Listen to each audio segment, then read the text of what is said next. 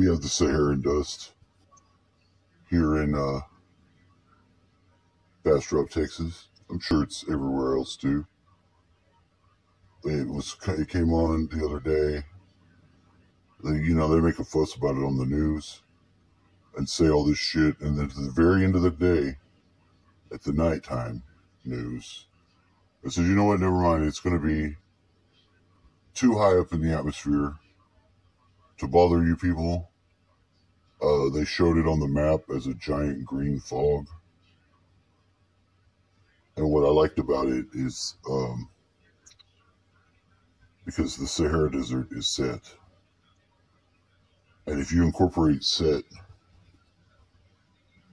into your balancing of your Egyptian pantheon archetypes, which are not gods, they're embodiments of processes of the universe, it makes a lot of sense. It makes a lot of sense.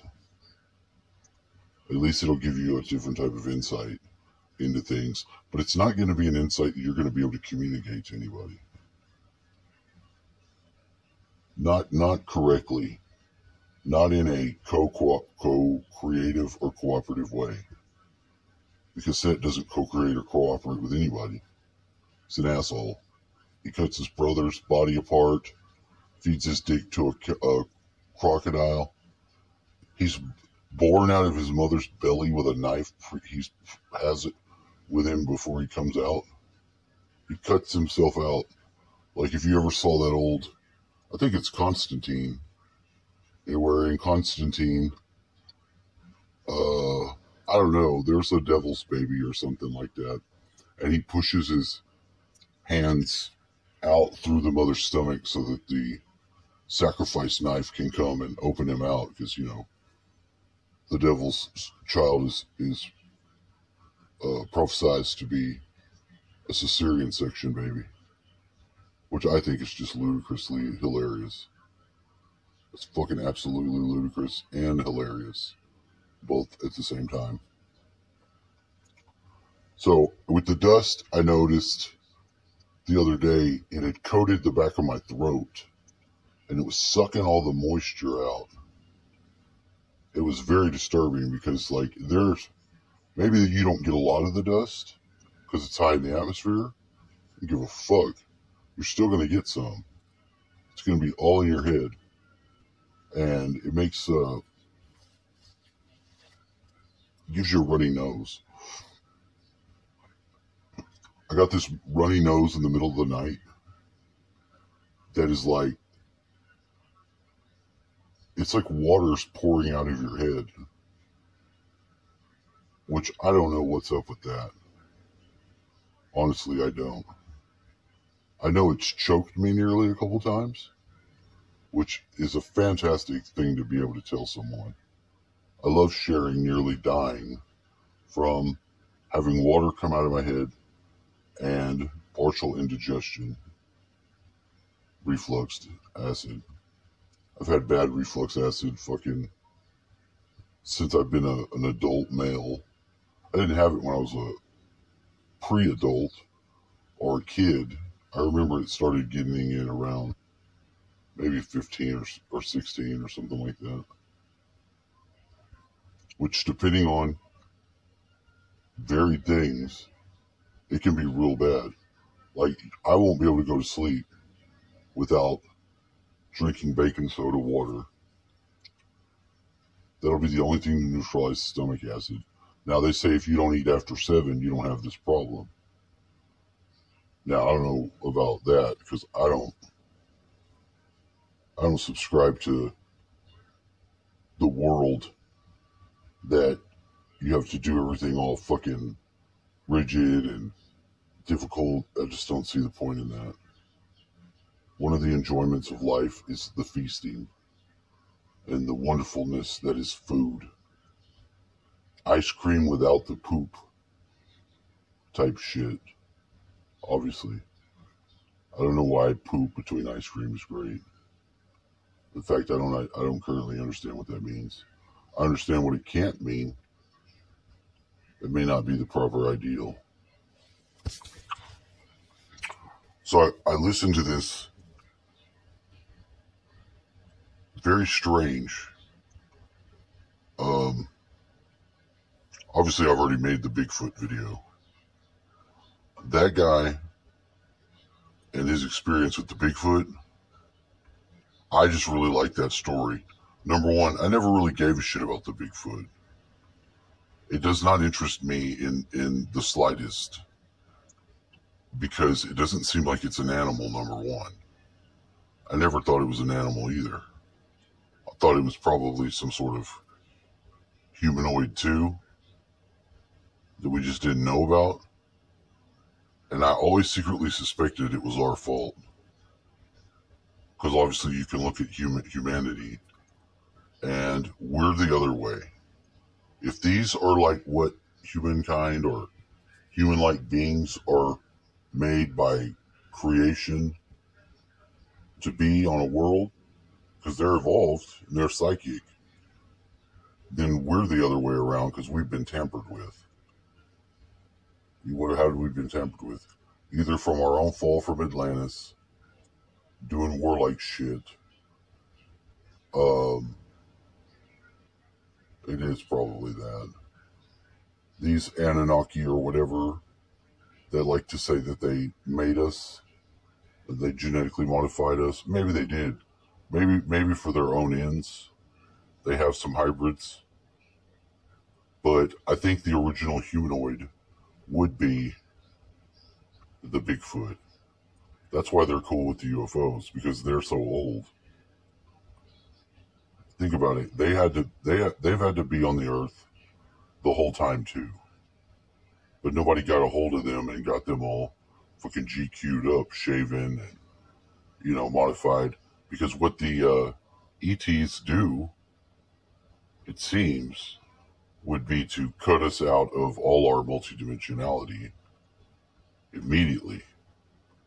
Or, they would fuse their genetics with it so they could obtain that back again. Because they've obviously fucked up their genetics. You're a fucking gray alien. What have you done? What have you done to yourself? Oh, we made some mistakes. They made some mistakes. Anyone that's listened to the history or the supposed history of these gray aliens, of which there's many types. Now, me, I think it's fascinating, and I'm not an alien person either. I'm interested and I listen to all that stuff because I basically think with everything being possible to some degree, you're not really looking for the answers because no one's going to be able to deliver you answers on aliens, the real history of the earth, what the fuck is going on, what, but people want to know these things. They want to know the things that people think, the things that there is connections to that you're only left with what you decide to believe on it. Are there aliens? Do people see ships? Yeah. What are they doing? So there'll be questions that we'll never know, but we'll have a basis in figuring out, depending upon our ability to pursue these things and find out.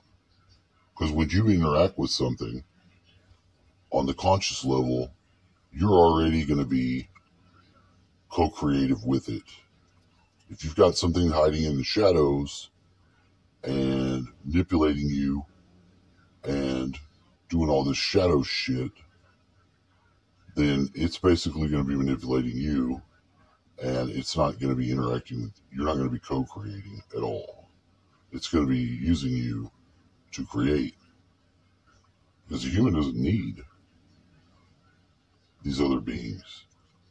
We are manifesting, generating beings. The problem is that we've been manipulated to disconnect our awareness from that activity. That is to say, we're like asleep in that realm where we are about and having moving. We live and we have our being in those realms too, but we're not perceiving them as clearly as we could. So that is the work to do. First, you have to find out what the fuck is. possible, what is not truth, and then you can begin to find the truth yourself, which is just fucking fascinating anyway. It's basically just doing research and finding out stuff. It's the age of fucking information.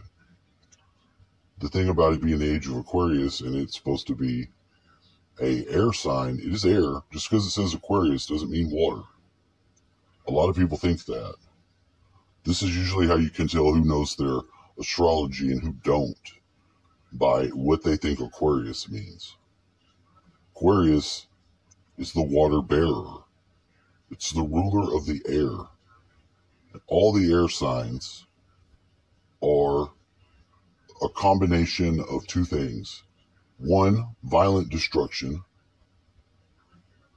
and then the putting back together of something post-destructed.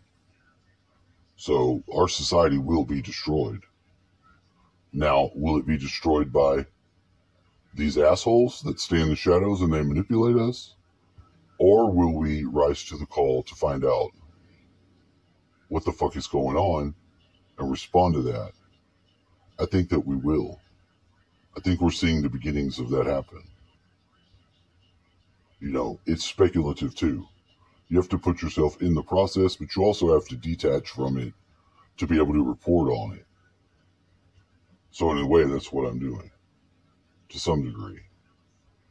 Now, and I don't even understand, you know, but it's because my mind is open, and it's open still to things not being what I think they are or perceive them to be. And that leaves you sort of fluid, which is good because Aquarius, like I said, the water bearer is the air, and the air moves the water. Those two ass containers he's got. It's actually very interesting. It's not like something to worship. It's the thing about traditional like Christianity and, you know, basically fundamental religion has led people to believe a lot of things about the devil that aren't true. Because really the devil will be man ultimately, because the devil's trying to usurp the creation of the creator, because that's its job. It's made to be that way. Obviously the false light will test you, because the false light is the idealized things of the world, which if you pursue to find out, because you'll have a love for that, you'll have a love for truth, and it'll rise a hunger in you.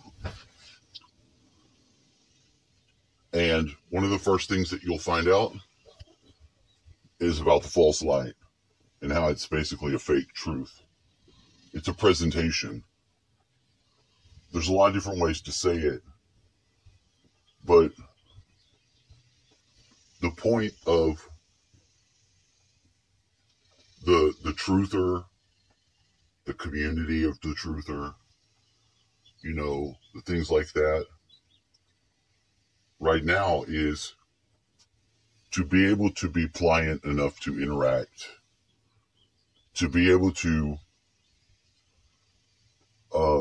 communicate and begin to defend the truth, or the pursuit of truth, or the freedom of speech and stuff like that. Because that's really ultimately what the world is. It's the lie. The lie is constantly trying to enshroud and encase a version of the truth in some way, present itself as the false light, when it's really the crystallization or freezing of matter into form. Because it's mixed in with that. Do we not live in a world where everything appears solid and we know that it's not? and we're all coming to some degree of awareness and some degree of savvy about our own process and abilities. But if to serve, you're supposed to serve not other self. I mean, you're supposed to serve other self and not self, which you can best do by serving yourself first. It sounds antithetical, but I find in it is the end of duality, really. Because if you do the best for yourself, you would be doing the best for the other self. Because you just break through the illusion right there. If it's just about you, you don't extend that into the world, obviously then that's not the case. But someone who just is brand new to these concepts, or brand new to the unraveling of the world, because whenever you find your first string, whether it's 9/11, whether it's kitty cat,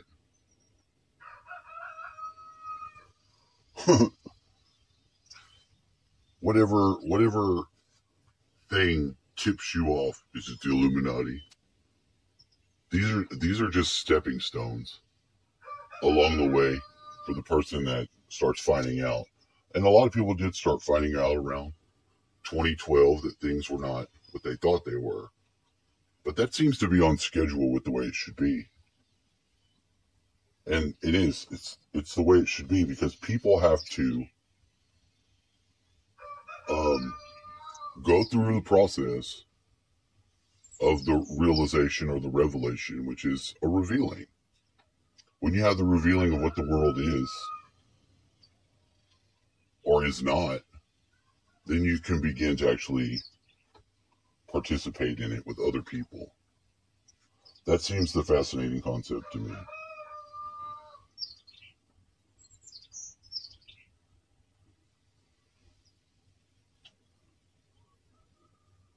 Do I know? No. Am I willing to find out? Yes. Absolutely. Do I know what that looks like? I think I do sometimes. And then other times I don't. But ultimately, as I am open to it, it provides a pathway for growth. Is it the path of least resistance? Maybe. The path of most resistance? Sometimes. So take with that what you may. That's basically where I'm at in my perception of the world today and what to do about it.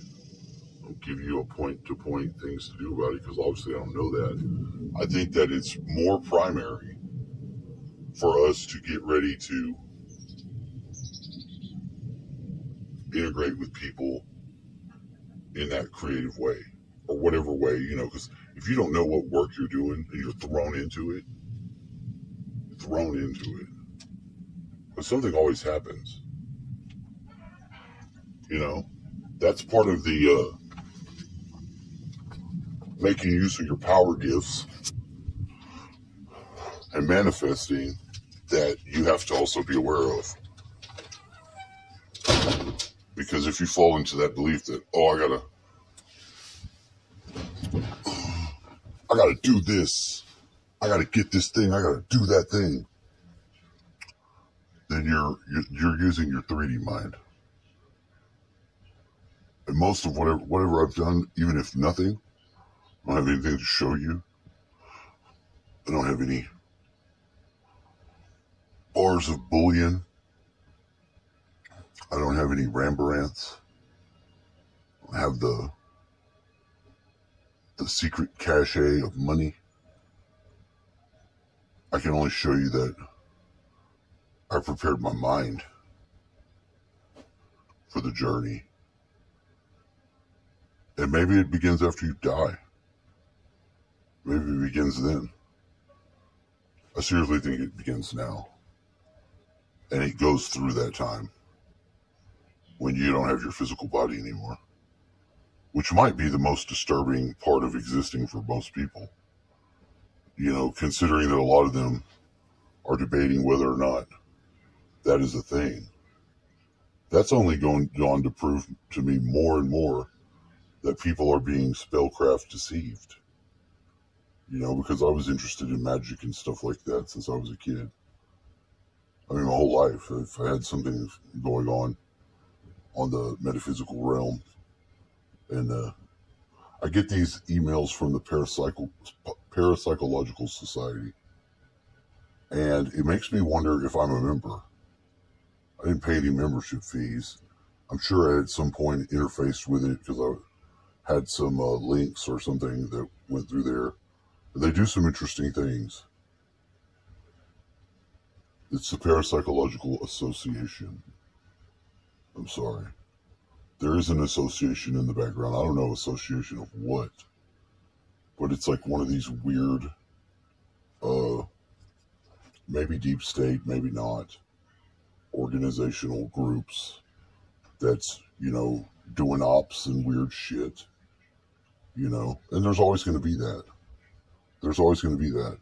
But there's the ones that do unto you whatever the hell they want because you're just a population and you're just a number and you're just a data mindset source. Or you have the ones that work with you, you can interact with. And I lean more towards trying to bring that about, which seems to be a non-direct sort of thing. I have the email, so I read and see what they're doing. But basically, the concept of what parapsychology is interests me because it seems to be the only outlet to some of this weird-ass fringe shit that I'm interested in. So, anyway, I just wanted to share that because I had some real interesting video watching last night or listening to while semi-asleep and trying not to drown from the Sahara Dust kicking up allergens. Real warriors die in their sleep, choking on their own vomit. Right? No, they do not.